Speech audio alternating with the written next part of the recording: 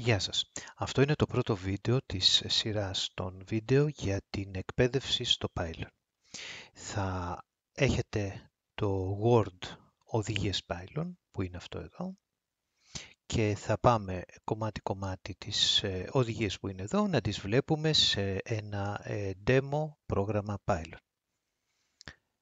Το πρώτο που φυσικά πρέπει να κάνουμε είναι να μάθουμε να ανοίγουμε το πρόγραμμα Python.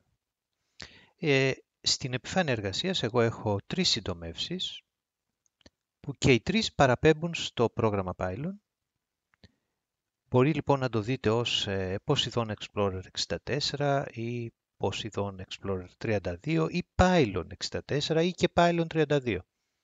Οποιαδήποτε και από αυτές τις συντομεύσεις έχετε, αν την πατήσετε με διπλό κλικ, εγώ έχω βάλει να γίνεται με ένα κλικ εδώ, εσείς συνήθως έχετε το διπλό κλικ, θα περιμένετε λίγο λοιπόν, θα ανοίξει το Python και θα σας ζητήσει το username και τον κωδικό σας.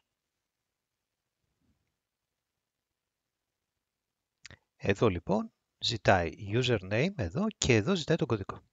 Εδώ λοιπόν βάζετε το όνομα χρήστη που σας έχουν δώσει. Εγώ τώρα βάζω user1 και εδώ βάζετε τον κωδικό που σας έχουν δώσει. Εδώ τυχαίνει να είναι πάλι user1. Και πατάτε σύνδεση. Πού θα συνδεθείτε? Θα συνδεθείτε στη βάση που λέει εδώ κάτω. Βλέπετε που λέει Work Area, εδώ λέει τώρα Lesson Python γιατί είναι μια δοκιμαστική βάση Python. Σε εσάς θα λέει εδώ το όνομα της δικής σας βάσης και εδώ λέει και το όνομα του χρήστη. Πατάτε λοιπόν σύνδεση. Εδώ σας λέει ότι πρέπει να περιμένετε λίγο για να φτιάξει το πρόγραμμα.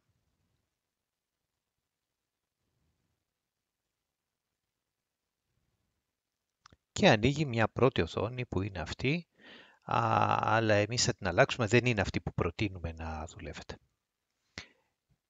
Στα επόμενα βίντεο θα δούμε πώς θα φέρουμε την οθόνη του Python στα μέτρα μας.